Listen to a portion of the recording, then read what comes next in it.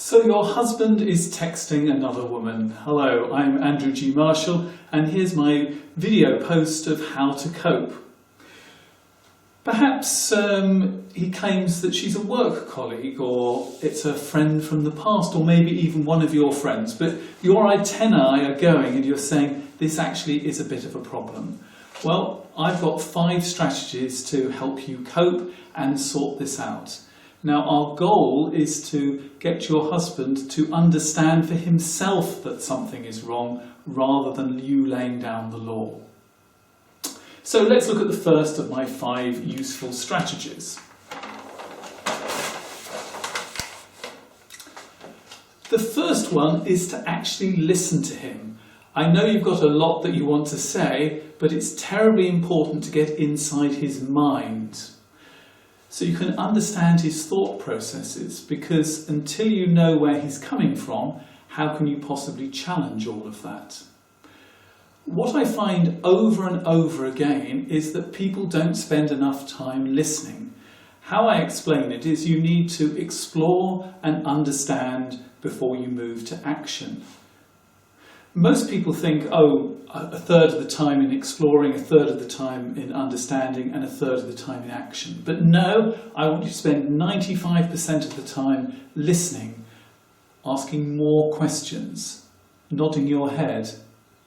In that way, you'll get a real sense of where he's coming from and exactly what the problems are. Let's move on to my second helpful strategy. And you'll see we haven't moved much further on. I'd like you to reflect back his points.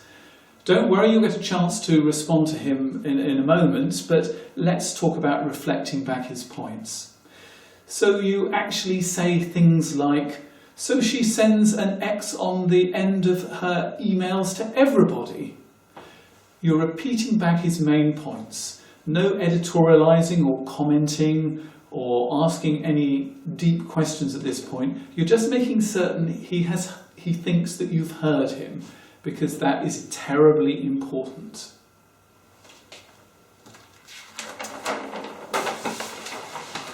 Okay, on to point number 3. This is the point where you begin to ask questions.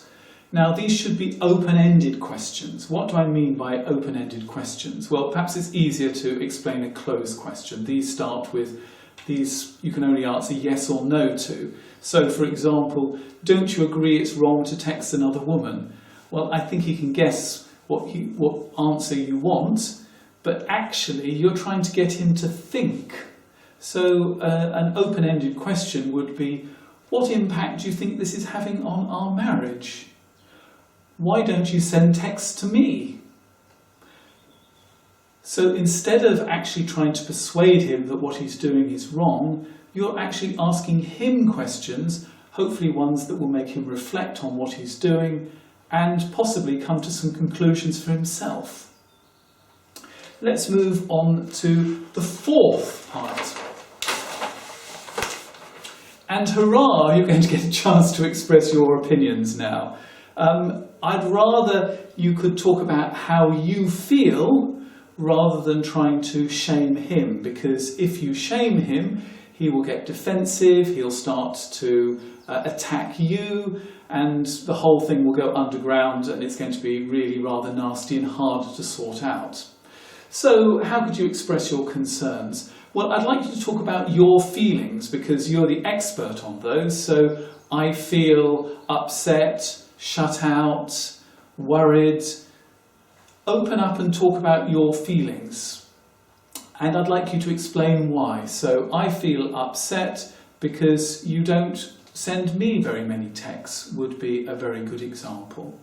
I know this is a very hard thing to do, but the calmer you can be, the calmer he will be. And if he's calm, he will be able to think straight and possibly come to some good conclusions. If you are terribly upset, he's either going to walk away or just reassure you. And although sweet nothings are nice, they're not going to change the situation, are they? Let's move on to the 5th one. And this is negotiate.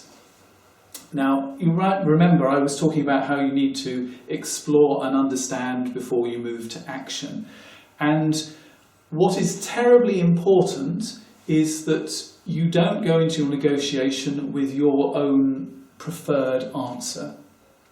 What happens is a lot of women have spent so long thinking about this, they've come up with an answer. For example, you won't use your smartphone when I'm around.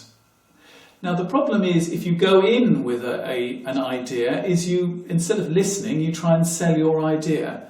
When you negotiate, something comes out of the discussion together that you can both buy into. So in effect, what I always say, you can ask, he can say no, and you can negotiate. So those are my 5 strategies. I hope they've helped.